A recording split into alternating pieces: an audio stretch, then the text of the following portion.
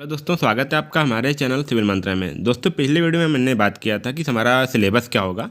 इसमें हम बात कर रहे वाले हैं दोस्तों, हमारा जो एलिजिबिलिटी क्राइटेरिया है वो क्या क्या है। इस वीडियो में हम बात करेंगे केवल AKTU में यूनिवर्सिटी में एडमिशन लेने के लिए क्या क्या एलिजिबिलिटी क्राइटेरिया हैं। ट्रिपल MUT के लिए मैं दूसरा वीडियो बना दूंगा, क्योंकि इसका ट्रिपल MUT का अलग अपना क्राइटेरिया है इन एग्जामिनेशन फिल करने का, एग्जामिनेशन फॉर्म फिल करने का, और AKTU का अलग है। तो आइए हम बात करते हैं पहले यहाँ पे AKTU का। तो आप यहाँ पे अगर याद आप इस PDF को डाउनलोड किए हो तो आपको कहाँ मिल जाएगा, मैं ये बता दे रहा हूँ। तो आप यहाँ पे देख पा रहे होंगे ये चीज़, ये वाला ऑप्शन दे रहे होंगे, point number 5 eligibility criteria for admission to courses offered by AKTU। तो ये आपको पेज नंबर 90 मिल जाएगा। आप यदि आपका PDF हो डाउनलोड करके, मैं तो ये भी कहूँगा कि एक बार आप खुद पढ़ लीजिए ताकि आपको आसानी हो जाए समझने में, क्योंकि हो सकता है मैं बताऊं तो कुछ आपको ना समझ में आए। तो आप एक बार इसको रीड कर लीजिए हमारे समझाने के बाद। तो हम दोस्तों शुरू करते हैं, यहाँ पे बात करते हैं AKTU के एडमिशन के लिए कौन कौन से एलिजिबिलिटी क्राइटेरिया होंगे। तो यहाँ पे दोस्तों हम आ जाते हैं, ये आपका नंबर आ गया पेज नंबर 19। तो आप यहाँ पे देख पा रहे होंगे क्या है, खुद ही ऊपर लिख उठा है कि यहाँ पे बोला गया है कि eligibility criteria for admission to courses offered by AKTU। AKTU में जो कोर्स ऑफर कर रहे हैं उसमें एडमिशन के लिए क्या क्या एलिजिबिलिटी क्राइटेरिया है, तो आप उसमें देख लीजिएगा। तो आप यहाँ पे और सारी डिटेल तो यहाँ पे आप पा जा सकते हैं www.aktu.ac.in जो AKTU की ऑफिशियल वेबसाइट है। लेकिन यहाँ पे एलिजिबिलिटी फॉर एडमिशन देखेंगे तो यहाँ पे एक चीज़ मिल जाएगा आपको, the entrance examination is open to candidates who have passed qualifying examination from any institution located in UP for or whose parents are domicile of UP subject to eligibility condition given the information brochure. अब यहाँ पे दोस्तों आपको बोला गया है कि यदि आप यूपी के हैं, यूपी के किसी स्टूडेंट से आप क्वालिफाई किए हैं एग्जाम को, या फिर आपके पिता या फिर आपके जो पेरेंट्स हैं वो भी यूपी के हैं, तो आप क्या करेंगे, इस फॉर्म को फिलअप करने के लिए एलिजिबल हैं। और यहाँ बोला गया है that she has to produce domicile certificate of his her parents father और mother at the time of verification of the document. जब आपका डॉक्यूमेंट वेरिफिकेशन होगा तब आपको मम्मी या पापा किसी एक का आपको वहाँ पे डोमिसाइल सर्टिफिकेट आपको देना पड़ेगा। तो यहाँ पे आपको अप्रूव कराना पड़ेगा। और दूसरा पॉइंट यहाँ पे भी ये भी आया, मान लीजिए कोई स्टूडेंट जो बाहर का है तो वो ध्यान दीजिएगा, उसके लिए क्या है, the entrance examination is also open to candidates who have passed the qualifying examination from the any station located outside UP. मतलब दोस्तों ये क्वालिफाइंग एग्जामिनेशन क्या है कि वो एग्जामिनेशन, वो डिग्री जिसके लिए आप जो फॉर्म भरने जा रहे हैं उसके लिए जो अप्लाई है। जैसे आप मान लीजिए आप BTech के लिए भरने जा रहे हैं तो इंटर होना जरूरी है, तो वो हमारा जो इंटर है वो क्वालिफाइंग एग्जामिनेशन होगा। तो ये ध्यान दीजिएगा, वो उसके बारे में बात हो रही है। यदि आप उसको इसीलिए यहाँ पे जैसे आप लेटर एंट्री लेने वाले हैं BTech का, तो यदि आप जो डिप्लोमा किए हैं वो यूपी के लिए जो डिप्लोमा कोर्स है वो क्वालिफाइंग एग्जामिनेशन होगा किसके लिए, BTech लेटर एंट्री के लिए। तो ये चीज़ समझ लीजिएगा। तो यदि आप qualifying examination any student located outside UP, यदि आप यूपी के बाहर किसी स्टूडेंट से लेते हैं और whose parents both father and mother are not domicile of UP subjected the eligibility condition are in the given information brochure. मतलब कि यदि आपका जो क्वालिफाइंग एग्जामिनेशन है वो यूपी के बाहर का है और आपके माता पिता यहाँ पे यूपी के नहीं है, तो उसके लिए जो अलग अलग कोर्सेज में आपको दिए गया है। इसमें क्या है दोस्तों, मैं भी बता दूंगा, ये केवल उनके लिए है। जैसे मान लीजिए आप लेटर एंट्री लेने वाले हैं डायरेक्ट सेकेंड ईयर का, तो यदि आप यूपी के बाहर के हैं या फिर आपके मम्मी पापा यूपी के बाहर के हैं तो आप यहाँ पे अप्लाई नहीं कर पाएंगे। अभी मैं आपको यहाँ पे डिटेल में बताऊँगा, आपको समझ में आ जाएगा। और आगे चलते हैं यहाँ पे, तो there is no age limit admission to the course covered in UP CET 2021। मतलब कि आपको UP CET इसका एग्जाम देने के लिए कोई एज लिमिट नहीं है, मैक्सिमम मिनिमम कोई एज लिमिट यहाँ पे दी नहीं गई है। और आगे हम बात करें तो यहाँ बोला गया candidates who are due to appear the qualifying examination or have appeared but result are awaited are also eligible to appear in the UP CET 2021।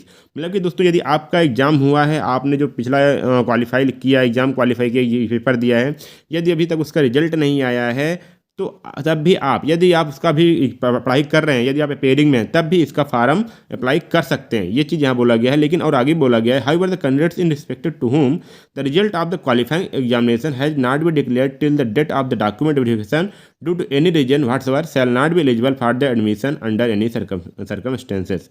यदि जब तक आपका डॉक्यूमेंट वेरिफिकेशन रिजल्ट आएगा दोस्तों, डॉक्यूमेंट एडमिशन टाइम पे counselling होगी, counselling time पे document verification होगा, यदि उस टाइम तक आपका रिजल्ट नहीं आया, रिजल्ट डिक्लेयर नहीं हो पा रहा है, तो आपको यहाँ पे किसी भी परिस्थिति में आपको एडमिशन नहीं दिया जाएगा। तो ये चीज़ ध्यान दीजिएगा दोस्तों। और आगे बात करें तो the candidate must fulfil the eligibility criteria of the given classes appear to, मतलब जो भी क्लास है उसको आपको आराम से अपीयर होना चाहिए। जैसे यहाँ पे देखिए बोला गया है क्या, यदि आप यहाँ पे हैं एलिजिबिलिटी टू अपीयर, यहाँ पे यदि आपको BDS, B Pharma, B Pharma, BHMCT, BFAD, BFA इसमें करना चाहिए, तो आपको यह चीज़ होना चाहिए। क्या देखिए यहाँ पहले बोला गया इंटरमीडिएट में आपको 10+2 एग्जामिनेशन लेवल या फिर उसके इक्विवेलेंट आपको पास होना चाहिए। यहाँ ये चीज़ बोला गया दोस्तों, यहाँ देखिए कोई परसेंटेज की बात नहीं की गई है। यहाँ पे आप देख सकते हैं क्या किसके लिए क्या है। यदि MCA इंटीग्रेटेड के लिए दे रहे हैं तो आपको फिजिक्स एंड मैथमेटिक्स, स्टैटिक्स, फिर कंपलसरी सब्जेक्ट, ये सब ऐसे सब कंपलसरी सब्जेक्ट हैं। लेकिन आपको इनमें से किसी एक सब्जेक्ट को होना जरूरी है, जैसे केमिस्ट्री हो गया, बायोटेक्नोलॉजी हो गया, बायोलॉजी, टेक्निकल वोकेशनल सब्जेक्ट, ये सब चीज़ इसमें से कोई एक होना जरूरी है। बी फार्मा की बात करें तो फिजिक्स केमिस्ट्री होना जरूरी कंपलसरी सब्जेक्ट है, और इसमें से एक मैथ या बायोलॉजी में से भी एक आपको होना चाहिए। यदि आपको BHMCT, BFAD, BFA, MBA integrated में लेना चाहते हैं तो आपको कोई भी यहाँ पे किसी भी आप डिसिप्लिन से हो, किसी भी सब्जेक्ट से आप किए हों, कोई कंपलसरी सब्जेक्ट यहाँ पे नहीं दिया गया है। और अगर बात करें यहाँ पे यदि MCA इंटीग्रेटेड है तो आपको यहाँ पे बोला गया है कि आपका जो यहाँ पे यूपी बोर्ड का 10+2 जो आपका एग्जाम होगा उसमें कम से कम आपको 45%, यदि आप जनरल OBC से आते हैं, यदि आप SC ST से बिलोंग करते हैं तो आपको 40% एटलीस्ट मिनिमम परसेंटेज होना चाहिए। और यदि हम बात करें बिफार्मा के लिए दोस्तों यहाँ पे कुछ परसेंटेज नहीं दिया गया है, लेकिन यहाँ बोला गया है कि आपके पास 10+2 लेवल का इक्विवेलेंट डिग्री होनी चाहिए, विथ और विदाउट, कोई दिक्कत नहीं है। यहाँ पे आपको फिजिक्स केमिस्ट्री एक कंपलसरी सब्जेक्ट की तरह आपको होना चाहिए, और साथ में एक या सब्जेक्ट में मैथ या बायो होना चाहिए, मतलब फिजिक्स केमिस्ट्री होना अनिवार्य है, या और दूसरे में मैथ या बायो होना चाहिए। यदि इसीलिए आप BHMCT, BFAD, BFA इसमें दोस्तों यदि आप लेना चाहते हो तो आपको फिर यहाँ पे भी 10+2 लेवल में आपको 45% मार्क्स होने चाहिए, या फिर आप SC ST से बिलोंग करते हो तो 40%। ये ध्यान दीजिए दोस्तों, यहाँ पे इस प्रकार से है सभी चीज़ें, यहाँ पे आप इस प्रकार से आप देख सकते हैं। यहाँ पे दोस्तों बताते हैं, अब यदि आप अलग अलग यूनिवर्सिटी से बिलोंग करते हैं, MCA के लिए यदि आप अलग अलग यूनिवर्सिटी से बिलोंग करते हैं तब आपके लिए क्या होना चाहिए, तो यहाँ पे आपको देख पा रहे होंगे यदि आप यहाँ कोर्सेज दिए गए हैं और कैसे ऐसे सब्जेक्ट दिए गए हैं। यहाँ पे आप देख सकते हैं CAGM जो छत्रपति साहू जी महाराज है यूनिवर्सिटी, MCA के लिए आप वहाँ से कर रहे हैं, MCA के लिए अप्लाई कर रहे हैं, तो आपको यहाँ पे जो AICTE के लिए ग्रेजुएशन लेवल है उसको आपको मानना पड़ेगा। और यहाँ पे बोला गया है कि आपको यहाँ पे मैथ में 10+2 ग्रेजुएशन लेवल होना चाहिए, ग्रेजुएशन लेवल या फिर 10+2 मैथ से होना चाहिए। यदि आप इस यूनिवर्सिटी से लिए हैं तो MBA MCA इसके लिए आप ले रहे हैं, ये सारी चीज़ दोस्तों पढ़ लीजिएगा, क्योंकि बहुत ही लंबा है दोस्तों, इसके यहाँ पे देखना जरूरी नहीं हो पाता है, और इतना टाइम भी नहीं हो पाता है वीडियो में दोस्तों, बहुत लंबा वीडियो चला जाएगा। आप किस यूनिवर्सिटी से बिलोंग करते हैं आप उसको देख सकते हैं। अब यहाँ बात करते हैं दोस्तों लेटर एंट्री के लिए। लेटर एंट्री के लिए दोस्तों बहुत इंपॉर्टेंट हो जाता है, क्योंकि बहुत सारे बच्चे अनएलिजिबल हो जाते हैं। कैसे, अब यहाँ पे आप देख सकते हैं, lateral entry in BTech for engineering diploma holders और BSc graduates with mathematics as one of the subject at X, मतलब 10+2 स्टैंडर्ड। मतलब कि यदि आप BTech कर रहे हैं, यदि आप डिप्लोमा होल्डर हैं, डिप्लोमा करने के बाद BTech में लेटर एंट्री ले रहे हैं, तब क्या होगा, BSc ग्रेजुएट, यदि आप BSc किए हैं तो आप में मैथमेटिक्स एक कंपलसरी सब्जेक्ट होना चाहिए जब आप 12 कर रहे थे तो, या फिर आपको यहाँ पे BSc में एक मैथ सब्जेक्ट होना चाहिए। बी फार्मा, और या जब डिप्लोमा होल्डर और बी फार्मा लेटर एंट्री लेने जाते हैं तो उसके लिए क्या है, is open only in the institution affiliated to AKTU Lucknow, मतलब कि आपका एडमिशन इसी कॉलेज में होगा जहाँ पे AKTU होगा, मतलब AKTU यूनिवर्सिटी में ही आपका एडमिशन हो पाएगा। और candidate who have passed qualifying exam from other than UP state whose parents are not domicile of UP state are not eligible for direct admission to second year of BTech B Pharma. अब देखिए, यदि आप क्या कर रहे हैं, कोई student ऐसा है जो यूपी के बाहर अपना क्वालिफाइंग एग्जाम मतलब डिप्लोमा यूपी के बाहर लिया है, और उसके माता पिता भी यूपी के बाहर के हैं, यूपी के नहीं हैं, तो वो इसके लिए BTech बी फार्मा में एडमिशन लेने के लिए यहाँ पे एलिजिबल नहीं होगा। ये चीज़ ध्यान दीजिएगा।